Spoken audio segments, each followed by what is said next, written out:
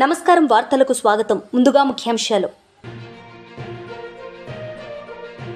Swachhandhra corporation chairman Komareddy Pattabhiram media సమావేశం, పలు అంశాలపై వివరణ.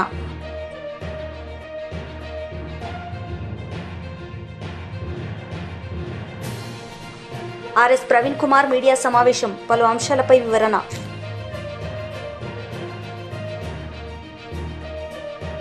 Swachhandhra corporation chairman Komareddy Pattabhiram media సమావేశం నిర్వహించారు. ఈ సందర్భంగా ఆయన మాట్లాడారు.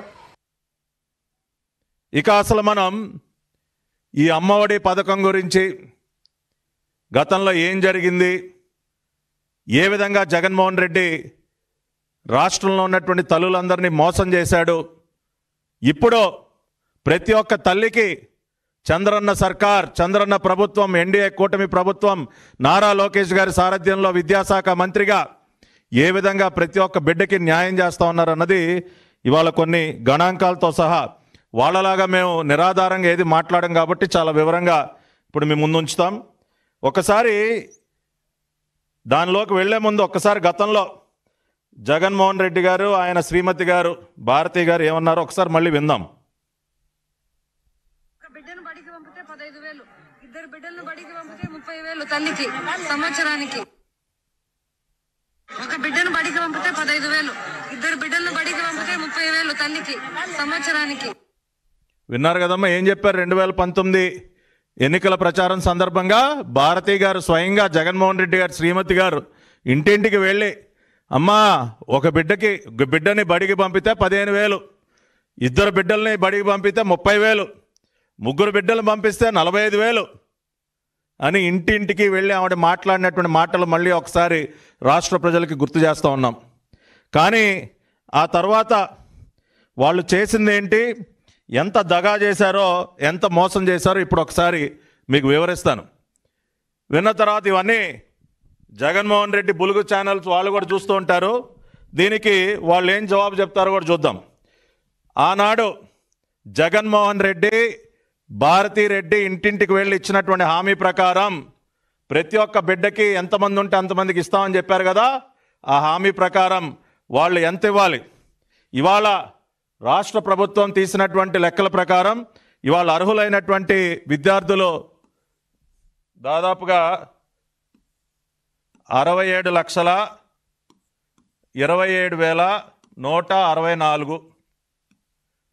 67,27,164 అర్హులైనటువంటి విద్యార్థులు. సో ఆనాడు జగన్ రెడ్డి, భారతిరెడ్డి ఇచ్చిన హామీ ప్రకారం సంవత్సరానికి 15,000 చొప్పున 10,000 కోట్ల రూపాయలు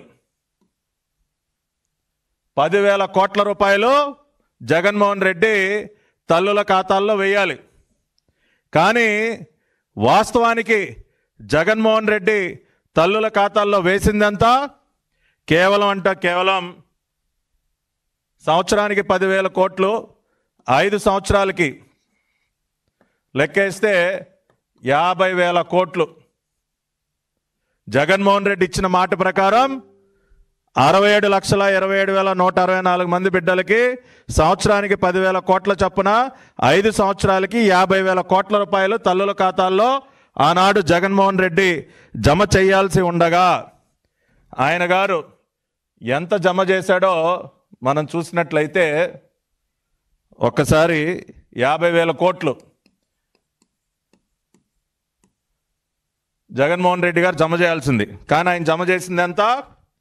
2020వ సంవత్సరంలో 6,394 కోట్లు, 2021వ సంవత్సరంలో 6,228 కోట్లు, 2022లో 5,715 కోట్లు, 2023లో 5,440 కోట్లు, 2024 జనవరిలో కేవలం మాజీ మంత్రి బుగ్గన రాజేంద్రనాథ్ రెడ్డి మీడియా సమావేశం నిర్వహించారు. ఈ సందర్భంగా ఆయన మాట్లాడారు. అది లేదు, ఎలిజిబిలిటీ లేదు. ఆ రోజు మేము ఎలిజిబిలిటీ గురించి చెప్పినప్పుడు మమ్మల్ని అన్ని తప్పులు పడితే మళ్ళా మీరు తప్పు అని అన్నప్పుడు ఆ తప్పును సరిదిద్దాల్సిన బాధ్యత మీకుందా, లేదా తప్పును కంటిన్యూ చేసి నువ్వు తప్పు అని చెప్పేది బాధ్యతను? అన్నదాత సుఖీభవ కేంద్రం ఇవ్వబోతుంది. ఇచ్చిన తర్వాత దాంతోపాటు ఒక ఇన్స్టాల్మెంట్. మీరు అన్న మాట ఏమి? కేంద్రం ఇచ్చేది కాకుండా 20,000 రూపాయలు ఇస్తామని అన్నారు. ఈరోజు చిన్నగా మార్చేస్తున్నారు. అప్పుడే అది కూడా అయిపోయింది అని అంటున్నారు.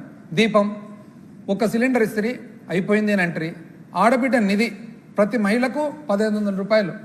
ఇప్పుడు ఏదో పీపీ 4 పీస్ అంటున్నారు. మళ్ళీ ఏందో ఈ పీ ఏందో 4 పీస్ ఏందో, ఒకరు వచ్చేది ఏందో, వాళ్ళు ఇంకొకరికి డబ్బులు ఇచ్చేది ఏందో, ఈ సబ్జెక్టే మాకు అర్థం కావడంలే.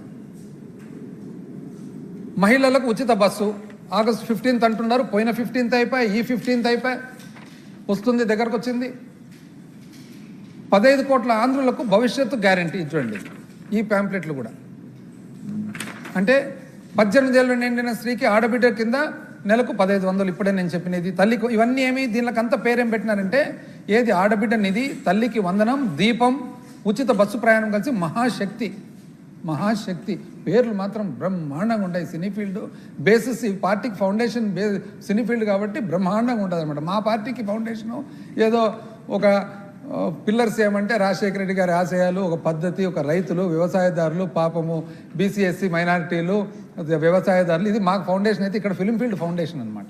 ఏం చేద్దాం? అన్నదాత సుఖీభవ 20,000 రూపాయలు. యువగళం, బీసీలకు రక్షణ చట్టం. ఏం దీంట్లో ఒక్కటన్నా కనీసం నిజం చెప్పాలంటే ఎంతమందికి ఇవ్వాల్సి వస్తుందండి? మీరు 18 ఏళ్ళు నిండిన ప్రతి మహిళకు అంటే ఇంచుమించు 2,07,00,000 మంది మహిళలకు ఇవ్వాలి. ఇప్పటికీ 2,07,00,000 మంది మహిళలకు ఒక్కరికన్నా అందిందా? మీరు పీపీపీ అంటున్నారు. 2,07,00,000 మందికి పీపీపీ కింద మీ థియరీ ప్రకారం ఒక వ్యక్తి ఇంకో వ్యక్తిని చూసుకుంటారు. ఏందో ఈ సబ్జెక్టే మాకు అర్థం కాలేదు. చూసుకునేది ఏందో, ఇచ్చేది ఏందో. అంటే ఇప్పుడు 2,07,00,000 మంది 2,07,00,000 మందికి డబ్బులు ఇవ్వాలా? ఎందుకు ఇవ్వాలా? ఎందుకు ఇస్తారు? అదేమన్నా ఉద్యోగమా?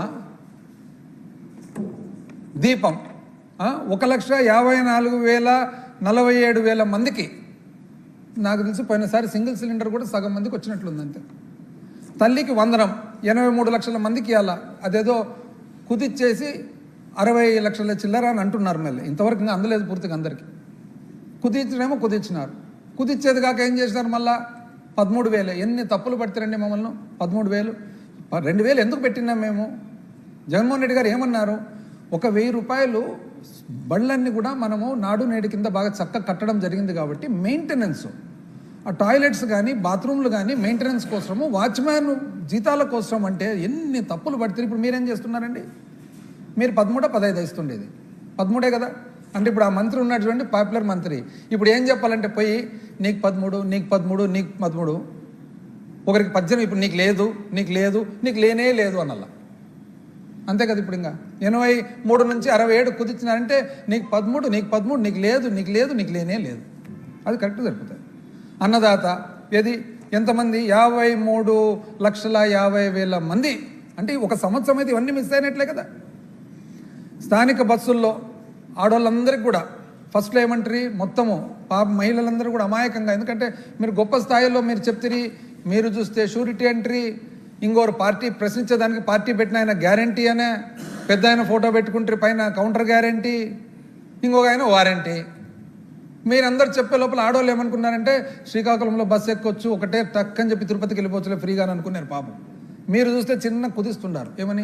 జిల్లాలో మాత్రమే కదా మీరు తిరిగేది, బయట మీకేం పని అంట.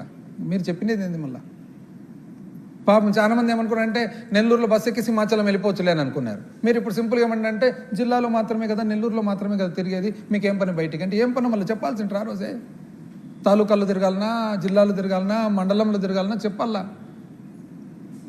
యువగళం 3,000. పాపం పిల్లోళ్ళందరూ అయితే బ్రహ్మాండంగా 3,000 నెలకు వస్తుందిలే అని అనుకుంటుంది. అంటే ఎంతమంది? 20 లక్షల మంది. ఎక్కడికి పోతుంది ఇదేని? ఆ కన్ఫ్యూజన్ కూడా చూడండి. ఫస్ట్ బడ్జెట్లో అంటే నవంబర్లో ప్రజెంట్ చేసిన బడ్జెట్లో అప్పటి ఆర్థిక శాఖ మంత్రి ఏమంటారంటే, ఆర్ఎస్ ప్రవీణ్ కుమార్ మీడియా సమావేశం నిర్వహించారు. ఈ సందర్భంగా ఆయన మాట్లాడారు. వీటి వల్ల రాష్ట్రానికి జరుగుతున్న అపారమైన నష్టం మీద ఏర్పాటు చేసిన నిజాలను ప్రజలకు వివరించడానికి ఏర్పాటు చేసిన ఈ ప్రత్యేకమైన మీడియా సమావేశానికి వచ్చిన ప్రింట్ మరియు ఎలక్ట్రానిక్ మీడియా మిత్రులందరికీ కూడా హృదయపూర్వక ధన్యవాదాలు చెప్తూ నమస్కారం. జై తెలంగాణ. మిత్రులారా, మొట్టమొదట తెలంగాణ ప్రజలకు నేను ఒక విషయం స్పష్టంగా చెప్పదలుచుకున్నాను. ఒక దొంగ చేతికి ఇంటి తాళాలిచ్చి పోతే ఏ విధంగా నష్టం జరుగుతుందో,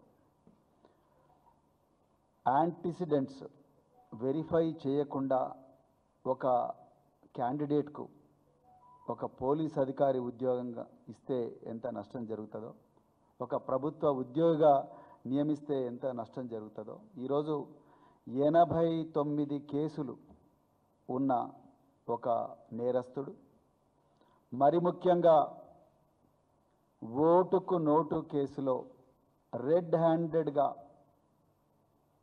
కెమెరా ముందు లంచం ఇస్తూ దొరికిన ఒక నేరస్తుడు ఈరోజు తెలంగాణ రాష్ట్రానికి ముఖ్యమంత్రి అయితే రాష్ట్రానికి జరుగుతున్న అపార నష్టం ప్రజలందరూ కూడా గుర్తించాలి. దీనివల్ల ప్రజలకు రావాల్సిన సంపద ఏ విధంగా పట్టపగలే లూటి అవుతుందో ప్రజలు గుర్తించాలి. నేను ఇక్కడ లంకె బిందెలు ఉంటాయి అనుకోనేమో వచ్చిన అబద్ధాలు చెప్తేనే ప్రజలు నమ్ముతారు, నిజాలు చెప్తే ప్రజలు నమ్మరు అని బాజాప్తా మీడియా ముందు స్టేట్మెంట్ ఇచ్చి మరి ఈరోజు ముఖ్యమంత్రి గద్దె మీద కూర్చున్న రేవంత్ రెడ్డి, అదే రేవంత్ రెడ్డి చేతిలో హోంశాఖ, అదేవిధంగా రాజ్యాంగ సంస్థలు అలాంటి నేరస్తుడి చేతిలో ఉంటే రాష్ట్రానికి ప్రజలకు జరుగుతున్న అపారమైన నష్టం గురించి ఈరోజు నేను స్పష్టంగా మాట్లాడాలనుకున్నాను. మిత్రులారా, ఈరోజు తెలంగాణ రాష్ట్ర ప్రజల గొంతుకగా, వాళ్ళ కన్నీళ్లు తుడిచే ఒక అన్నగా, ఒక తమ్ముడిగా, ఒక తల్లి నుంచి చెల్లెలు దాకా, అన్న నుంచి తమ్ముడి దాకా, ఒక ముసలాయన దగ్గర నుంచి ప్రతి ఒక్కరి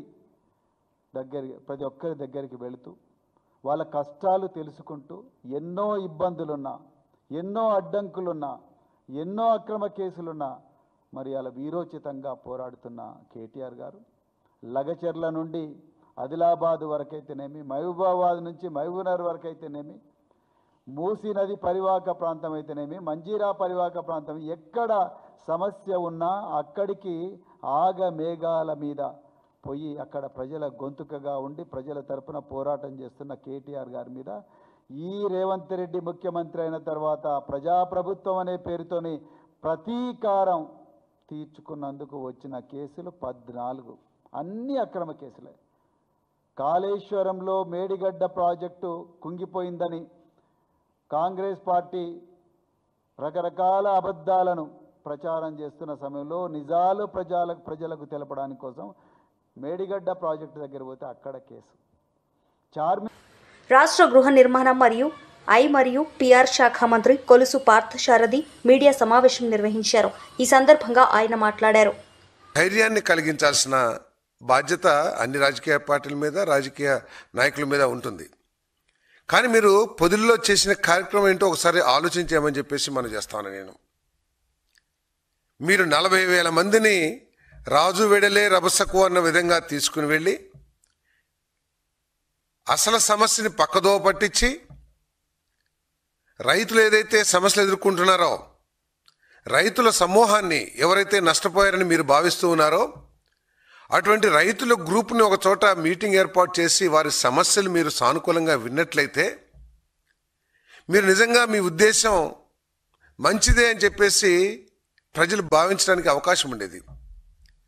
మీరు రైతులు ఎదుర్కొంటున్న సమస్యల్ని పక్కదో పట్టించి మీ బలప్రయోగమో లేకపోతే చుట్టుపక్కల ఉన్న నియోజకవర్గాలన్నిటి నుంచి కూడా కార్యకర్తలు సమీకరించి దాంట్లో ఎటువంటి భాషాజాలం వాడారండి? ఎవడైనా రాని తొక్కి పడేస్తామని అన్నారంటే మీ ర్యాలీ యొక్క ఉద్దేశం, మీ ర్యాలీని ఆర్గనైజ్ చేసిన కార్యకర్తలు కానివ్వండి, నాయకులు కానీ, వారి ఉద్దేశాలు ఏమిటో ఈ రాష్ట్ర ప్రజలందరూ కూడా అర్థం చేసుకోవాలని చెప్పేసి మనం చేస్తామని నేను మీ సొంత ఛానల్లో మహిళా సమాజాన్ని కించపరిచే విధంగా అతి హేయమైన పదజాలాన్ని వాడితే మీకు నిరసన తెలియజేయటానికి వచ్చిన మహిళల మీద, శాంతి భద్రతలు కాపాడటానికి మీకు సంరక్షణగా ఉండటానికి వచ్చిన పోలీసుల మీద రాళ్లు రువ్వుతూ ఉంటే ఈ ప్రభుత్వం చూస్తూ ఉండాలా అని చెప్పేసి నేను ప్రశ్నిస్తా ఉన్నాను. ప్రజలు చెప్పాలి, ప్రజలు కూడా అర్థం చేసుకోవాలి. బలప్రయోగం పేరుతో, పరామర్శ పేరుతో, ర్యాలీల పేరుతో రాష్ట్రంలో శాంతి భద్రతలకి విఘాతం కలిగిస్తూ ఉంటే ప్రభుత్వం చూస్తూ ఉండాలా? ఒక్కసారి ప్రజలు కూడా అర్థం చేసుకోవాలని చెప్పేసి మనం చేస్తాను. చాలామంది చూసుంటారో లేదో ర్యాలీలో, ఒక్కసారి ఈ విజువల్స్ చూపిస్తాను, ఒకసారి చూడండి. ఏ విధంగా ఆ ప్లే కార్డ్స్, ఏదైనా రైతులకి న్యాయం చేయాలి, రైతులకి గిట్టుబాటు ధరలు ఇవ్వాలి, పొగాకు రైతులను కాపాడుకోవాలి, లేకపోతే కోకో రైతులు కాపాడుకోవాలని ప్లే కార్డ్స్ చూసాను తప్పితే ఎవడైనా రాని తొక్కి పడేస్తామంటే ఇది రైతులను పరామర్శించడానికి చేసిన ర్యాలీయా, లేక విధ్వంసాలు సృష్టి? ప్రజాస్వామ్యంలో అత్యున్నత స్థానం పార్లమెంటు, అసెంబ్లీ. మీరేమో మీ స్వార్థం కోసం రాజ్యాంగ విరుద్ధమైన పదవీకాంక్షతో మీరు అసెంబ్లీకి వచ్చి ప్రజల సమస్యలనేమో ప్రస్తావించరు. ఒకవేళ నిజంగా మీకు రైతుల సమస్యల పట్ల కానివ్వండి, లేక ఏ సమస్య, రాష్ట్రంలో ఉన్న సమస్య పట్ల మీకు చిత్తశుద్ధి ఉంటే అసెంబ్లీలో చర్చించి ప్రభుత్వాన్ని నిలదీసి ప్రభుత్వం నుంచి సమాధానం పొందడానికి ప్రయత్నం చేయాల్సింది ఒక బాధ్యత కలిగిన ప్రతిపక్షం. మీరు ఎప్పుడైతే చర్చిస్తారో, ఎప్పుడైతే ప్రశ్నిస్తారో, ఎప్పుడైతే నిలదీస్తారో స్పష్టంగా ప్రజలందరూ చూస్తారు. దాని పట్ల ప్రభుత్వం యొక్క స్పందన ఏమిటి, ప్రభుత్వం ఎటువంటి చర్యలు తీసుకుంటుందనే దాని మీద ప్రజలందరూ కూడా న్యాయ నిర్ణేతలు, వాళ్ళు ఆలోచిస్తారు. కానీ మీరు అసెంబ్లీకి ఎగ్గొట్టిన దేనికి కారణం? ఈ రాష్ట్రానికి నష్టం జరిగిందనా? రాష్ట్రంలో ఏదైనా వర్గానికి నష్టం జరిగిందనా? కేవలం మీ పదవీకాంక్షతో. మీరు ఇటీవల ఒకసారి అసెంబ్లీకి వచ్చారు, ఉన్న అరగంట కూడా నాకు పదవి ఇమ్మని చెప్పేసి విలువైన సభా సమయాన్ని చేశారు తప్పితే ఎక్కడైనా ఆ రోజు ఉన్న రైతుల సమస్య కానివ్వండి, విద్యార్థుల సమస్య కానివ్వండి, కనీసం ఒక్కసారైనా స్పందించారని చెప్పేసి నేను ప్రశ్నిస్తూ ఉన్నాను నేను.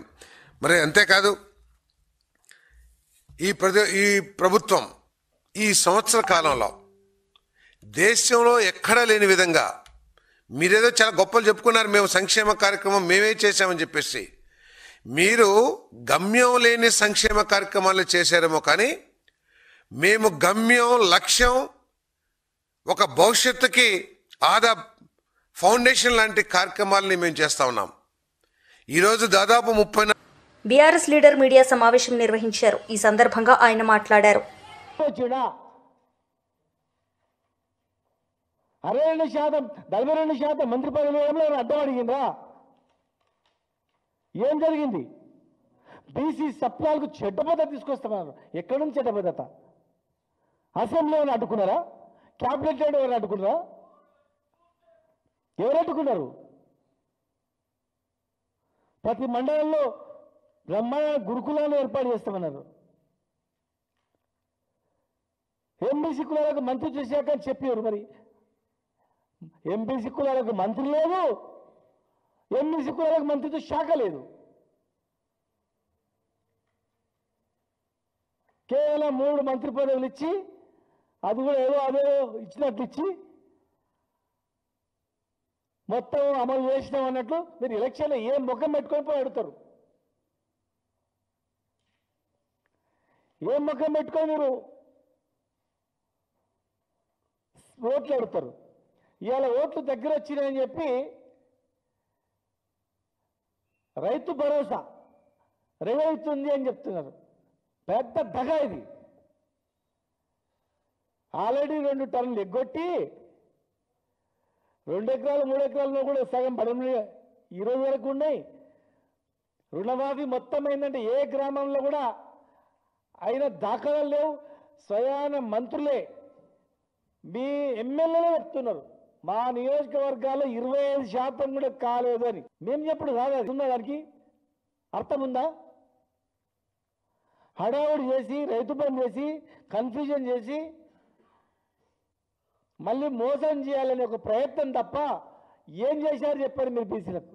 ప్రయత్నం తప్ప ఏం చేశారు చెప్పారు మీరు బీసీలకు? అణచివేత, కేసులు, కుట్రలు, కుతంత్రాలు తప్ప, ఓట్లు కావాలి తప్ప వాళ్ళని మనసులుగా చూసినటువంటి పరిస్థితి ఉందా? నిన్న కాక మొన్న ఆర్టీఏ కమిషనర్లు వేసారు, ఒక్కరైనా ఉన్నారా? ఒక బీసీ దొరకలేదా? ఒక బీసీ మీద దొరకలేదా? ఏ పదవులు వచ్చినా కూడా పనికి మాలిన పదవులు బీసీలకు ఇస్తున్నారు. ఇట్లేదో బొక్కవాడేసినా వాడేస్తున్నారు, వాళ్ళతో వీళ్ళతో అర్పిస్తున్నారు. ఖచ్చితంగా 60% రిజర్వేషన్ ఇవ్వాలన్నాం. మీరు అన్న మాట ప్రకారమైన మీరు ప్రయత్నం చేసి విఫలమైతే వేరు. ఒక డెలిగేషన్ మేము ప్రధానమంత్రి దగ్గర తీసుకుపోలేదు, కనీసం ప్రధానమంత్రికి రిప్రజెంటేషన్ ఇవ్వలేదు, అడగలేదు. ఒకవైపు భారతీయ జనతా పార్టీ కూడా మేము బీసీలను ఇచ్చేయండి, మీరు పంపించినామంటే పంపించింది అడగలేదు, చేస్తాయనని నిలదీయలేదు. ఏ ఒక్క పార్లమెంట్ సభ్యుడు కూడా పార్లమెంట్లో మాట్లాడలేదు, ప్రధానమంత్రి ఒక డెలిగేషన్ కలవలేదు. ఇంకెన్ని రోజులు ఈ మోసాలు? చాలా ఉన్నాయి. విద్యలో కానీ, చేతి వృత్తులకు కానీ, సంక్షేమంలో కానీ, నిధులలో కానీ ఏది లేదు.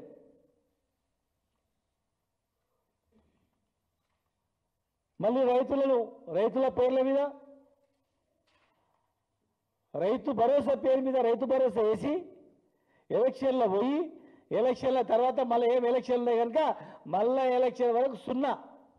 కానీ పొరపాటున ఇట్లా ఓట్లు వేస్తే కాంగ్రెస్కు అయిపోయిగా ముందే కేసీఆర్ గారు కూడా చెప్పారు, ఈసారి మీరు అధికారం కోల్పోతే చాలా బాధపడతారు, కష్టాలు వస్తాయి, రైతులకు కష్టాలు వస్తాయి, కరెంటు కష్టాలు, భూస్థాపితం అయిపోతారు.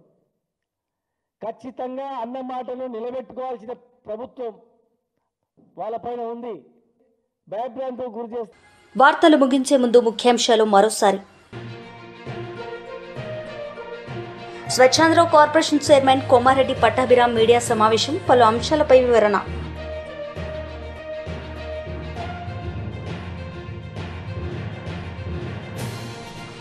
ఆర్ఎస్ ప్రవీణ్ కుమార్ మీడియా సమావేశం, పలు అంశాలపై వివరణ.